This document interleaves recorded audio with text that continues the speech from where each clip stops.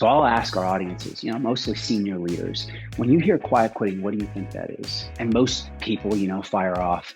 It's disengaged, it's going through the motions, it's phoning it in, it's bare minimum, it's doing the least amount without getting fired. And certainly there was a portion of that theme started with youth, and kind of a TikTok trend of see how little you can do without getting fired. That was certainly a part of it early on, but then it manifested into something bigger and larger. And I had this room full of global manufacturing leaders a few weeks ago, and the resounding message was that. And then all of a sudden there was like, she's probably in her early 30s. She raises her hand. I say, well, what do you think quiet quitting is? And she said, straight face, she looked right in the eye. She's like, it's doing your job. Welcome to The Follow-Up from Premier Speakers Bureau, featuring in-depth conversations with the world's most in-demand keynote speakers. Hi, I'm Brian Lord, president here at Premier Speakers Bureau. Our guest, actually, this is kind of like Seth, you are coming on really quickly from your last one. So this may be the record for the most quickly we've had somebody back on.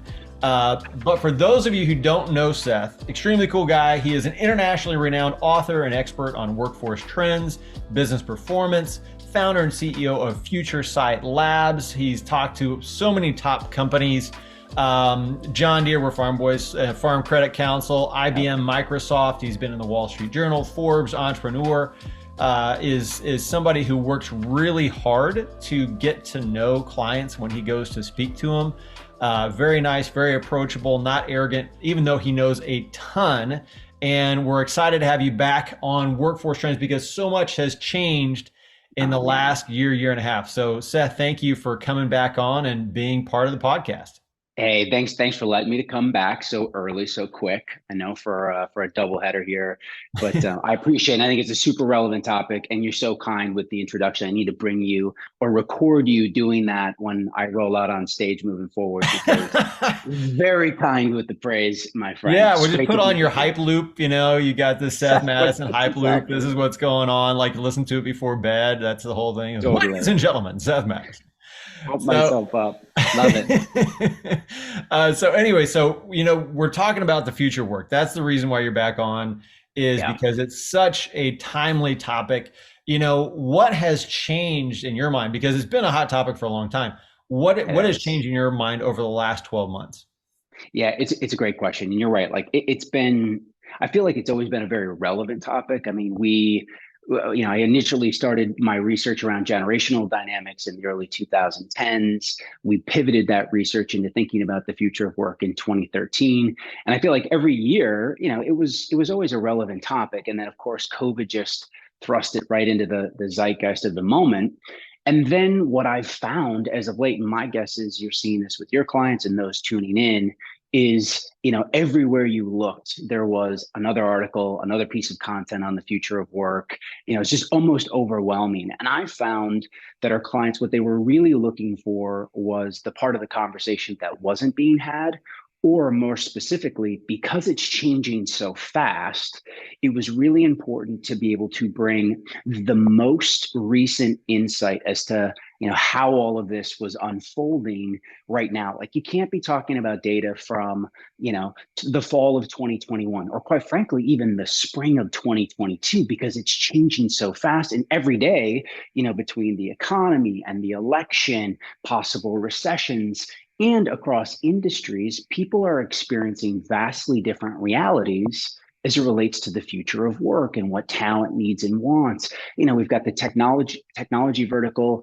laying off massive numbers of people, but we've got clients in manufacturing that still have record numbers of open positions, and there's still a war for talent there. And so to your point of our work, really trying to do the preparation on the front end to understand the industry, to understand the client, because you can't show up with sort of generic insight. With that being said, I think there are one or two trends that I'd love to just call out of like, what are we seeing right now? The first is a trend that I would sort of categorize as the great disconnect. And what I mean by the great disconnect is we're seeing in the data, just as of this fall of 2022, there is tension and a little disconnect between leaders and employees today. And it's manifesting on two fronts. The first, Deloitte released really interesting data around people's overall mental health and well-being, which of course has been a hot topic. We've all been talking about it.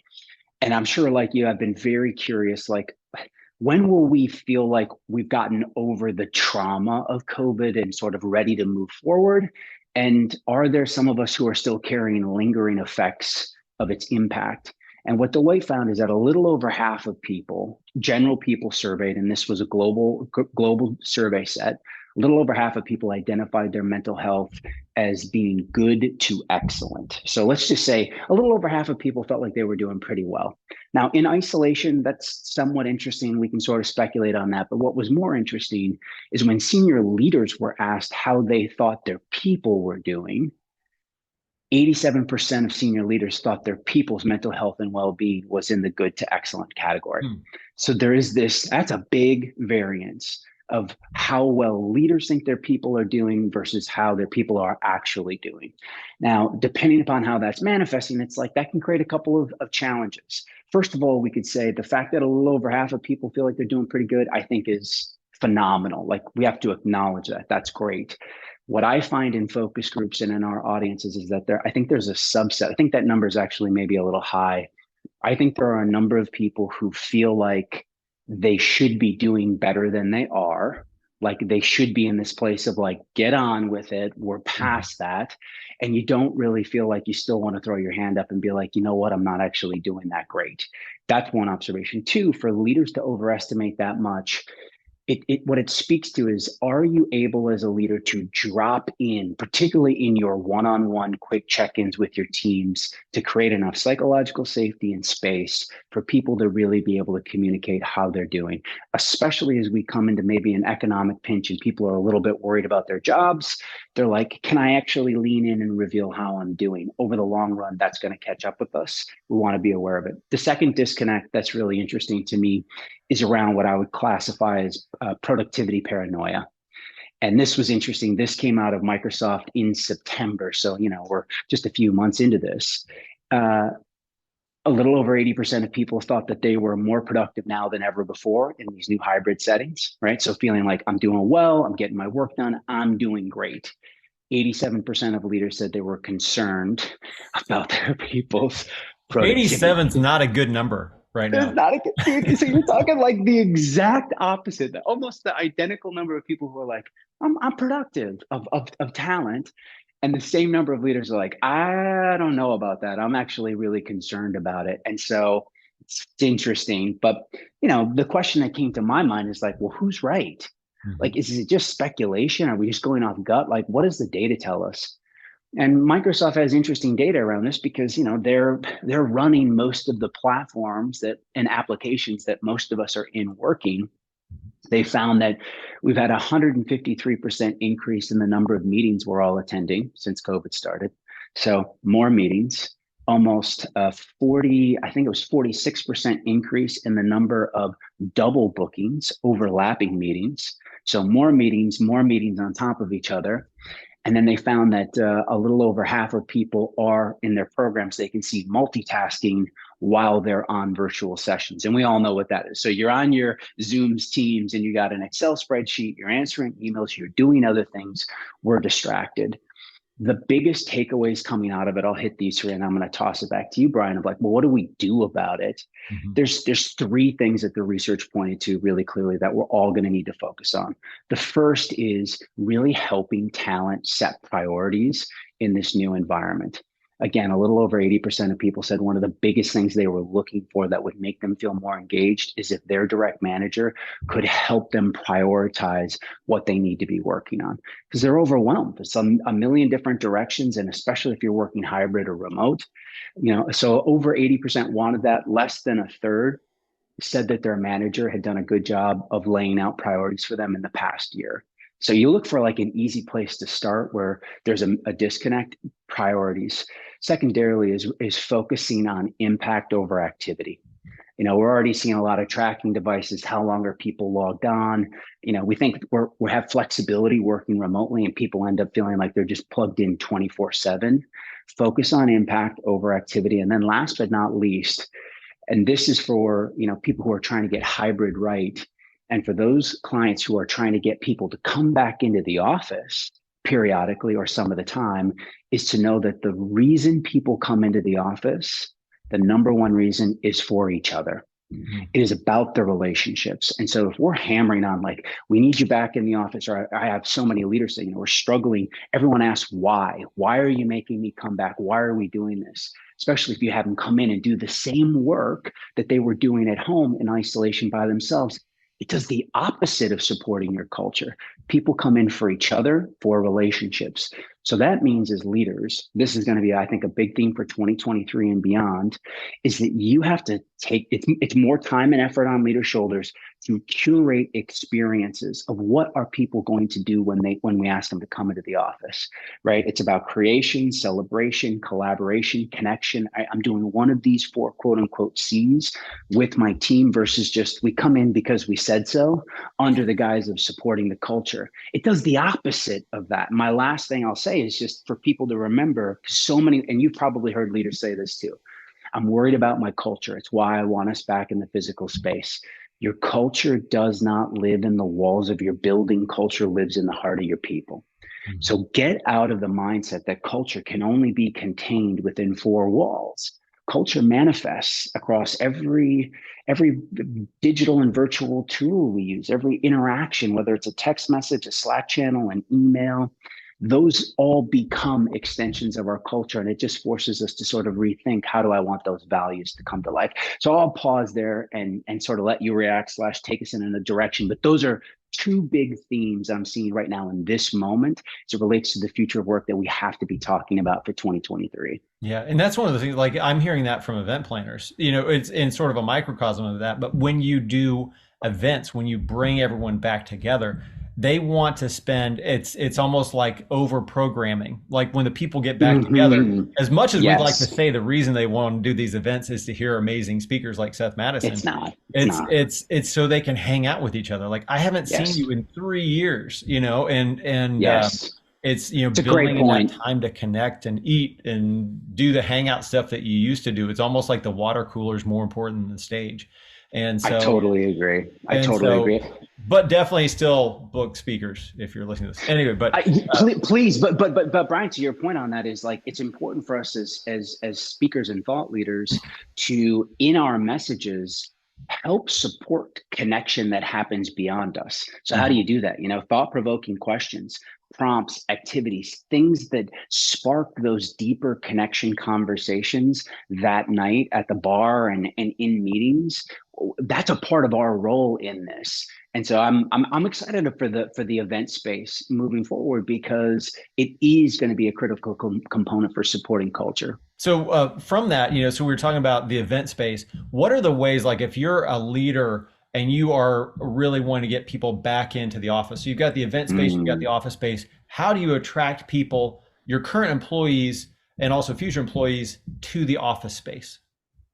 It's a great question. So a couple of things. Number one is, to the best of your ability, and depending upon how much discretionary budget you have, budget at your discretion and control, you have to make our physical environment as appealing and supportive as possible. Asking people to come into drab, dreary, not great physical environments, number one, is going to be a big headwind for us. So working with great outside resources that can help create beautiful collaborative spaces. That's one. Two, being really clear about our why. Why are we asking people to come back? It can't just be because we said so, and it can't just be this sort of generic, to support the culture. It has to really be about, when we're together, again, I go back to this idea of the four C's: creation, connection, celebration, and collaboration. Like, we're doing one of those four things at least a portion of the time that we are together in the office, and we are advancing conversations and projects that really you need face-to-face time to be able to do. The other thing I'll say is, particularly for people who are early in their careers, as a manager or a leader, one of the big reasons we want those people in the office periodically is for the advancement of their career, for learning and development opportunities. It's really hard sitting in your spare bedroom by yourself. Yes, you can execute on your job, great, but It's building networks, it's job shadowing, it's overhearing conversations, it's sitting in meetings and following a leader that you're inspired by. And so, your direct reports, thinking about especially people early in their career, if I get them into the office, it's helping them make the connection between when you're here, I want to help you advance your career. I'm going to help you learn and grow. And let's talk about specific things we can do here that you couldn't experience when you're in your apartment by yourself. You have to communicate that why. Otherwise, people are thinking to themselves, why am I driving in 90 minutes in freaking traffic when I could have done this at home? And that is what a lot of right now at this time, right in the morning, there's a lot of people that have thought that for sure.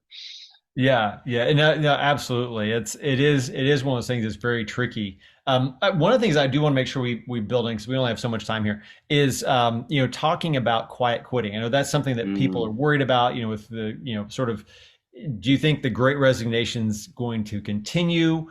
Yeah. And where does quiet quitting fit into that? And you have some really interesting approaches to quiet quitting, so I want to make sure you're able to talk about those too. Yeah, yeah. Thanks for the prompt on that. Listen, we're at a stage now where people are tuning into this. We've heard that term quiet quitting for a number of months at this point. What I find in my audiences is that there's still a little bit of a disconnect around the nuance of what we mean by quiet quitting. So I'll ask our audiences, mostly senior leaders, when you hear quiet quitting, what do you think that is? And most people, fire off. It's disengaged, it's going through the motions, it's phoning it in, it's bare minimum, it's doing the least amount without getting fired. And certainly there was a portion of that theme started with youth, and kind of a TikTok trend of see how little you can do without getting fired. That was certainly a part of it early on, but then it manifested into something bigger and larger. And I had this room full of global manufacturing leaders a few weeks ago, and the resounding message was that. And then all of a sudden there was like, she's probably in her early 30s.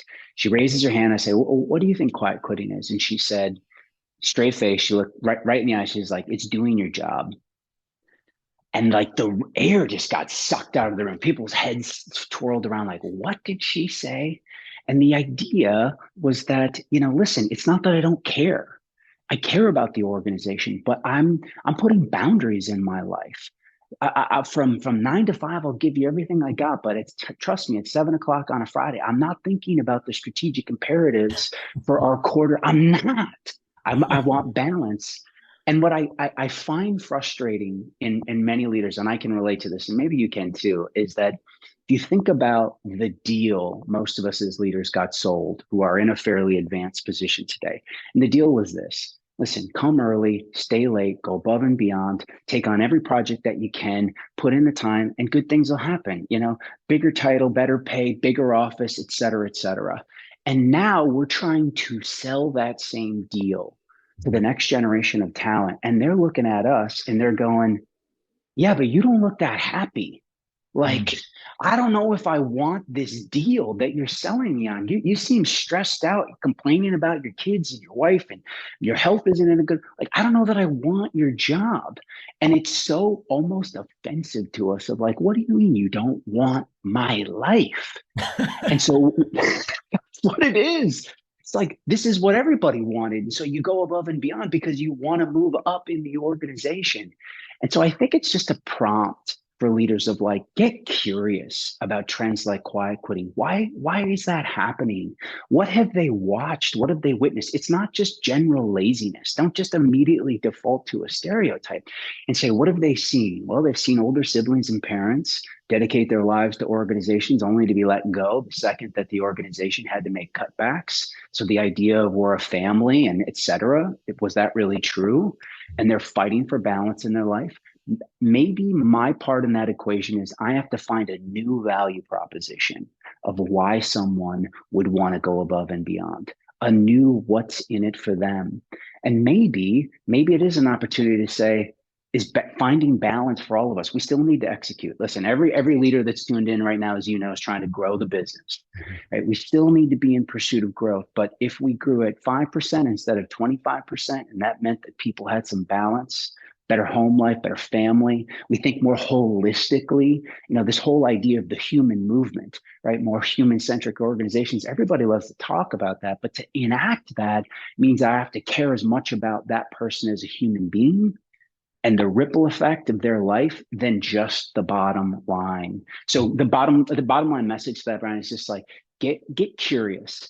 When you hear these trends, like things like quiet quitting, like the Great Resignation, is instead of jumping to our conclusions and labeling and stereotyping, get curious about why it's happening, and then think about what can I control in that scenario to really engage my people and ultimately tap their best juice. To kind of build on that, we're definitely in an era of uncertainty, for leaders, for people. What are the best ways that you feel like leaders can lead in times of uncertainty like this? It's a great question. Yeah, creating and leading change and transformation in a steady state where things are calm and a little more settled definitely is different and easier than trying to do that right now, where there are so many external forces of uncertainty, whether it's the war in Ukraine, the economy, the market, et cetera, et cetera, et cetera. People are frazzled. You're trying to lead change in a moment in time when people are burnt out, they're stressed, right? We survived COVID, we got through it, and then instantaneously, it's just like the drums of a recession start beating, all of this unknown. And so I think a couple of really simple things for people to remember is just number one, companies don't change, people do. And so it's easy to sort of cast these big sort of like, high level initiative comments when recognizing at the end of the day, it's about individual behaviors. Number two, and this is a direct quote from my good friend and business partner, Peter Sheehan, is that in order to turn change into an opportunity, we have to recognize that change is first and foremost a psychological journey and a strategic one second. But especially right now as we go into the new year, so many leadership teams are gathering to set their strategic imperatives for the year ahead. And it's just like strategy, strategy, strategy. We just need the right strategy. But it's remembering it is a psychological journey. It is the emotional component of getting people to move from, yes, I am aware of what the strategy is, into I'm going to take ownership over my actions that I have to take. It takes a behavior change. And the last of that is that as goes the behavior of leaders, so goes the rest of the organization. So as you're gathering your leadership teams, it is being able to look each other confidently in the eyes and say, we are clear about the behavior changes we have to make, and not just give lip service and not just nod our heads in agreement and then go back and continue to do the things we've always done. We have to set the tone so that we can be a representation for the rest of the organization. So to answer your question, in this moment in time, leaders have to be able to go first, demonstrate with their behaviors, recognize that your people are fried, frazzled, disengaged, they're tired of navigating change, and yet you still have to have a compelling enough reason to get them to be on board with where you're trying to go. So last question here, to kind of put you on the spot. You're the person who named your company Future Sight Labs. What are you most excited about? So we've had this 2.5 years of craziness. What are you most excited about for yourself, and what do you feel leaders should be most excited about for the next 2.5 years, Mr. Future Sight? Yeah, it's a great question. I appreciate you throwing that one out there. I'm always asking, like, what are you excited about? I think what I'm excited about is that I get to do and be a part of this work right now. I think it's maybe one of the most dynamic moments in our collective generation's history for the state of work. This COVID gave us an opportunity to really rethink, redesign, and reimagine how we want to do this thing. And my biggest fear is that the future of work is going to look a lot like the past of work, and we'll miss this opportunity to really examine how we want to do this. And I think what I've discovered in getting to work with so many interesting clients across a lot of different industries is that there is no one singular future of work. People ask that, what's the future of work going to be? My answer is there isn't one singular future of work. There are only, quote unquote, futures of work, meaning there's this fracturing that's occurring right now as we see different organizations in different industries start to implement different strategies. Some are going to double down on the physical environment. Others are like, remote is the future. Some will embrace new tools in the metaverse, et cetera, et cetera. So what does that mean? That means you have to claim the version that is right for your organization.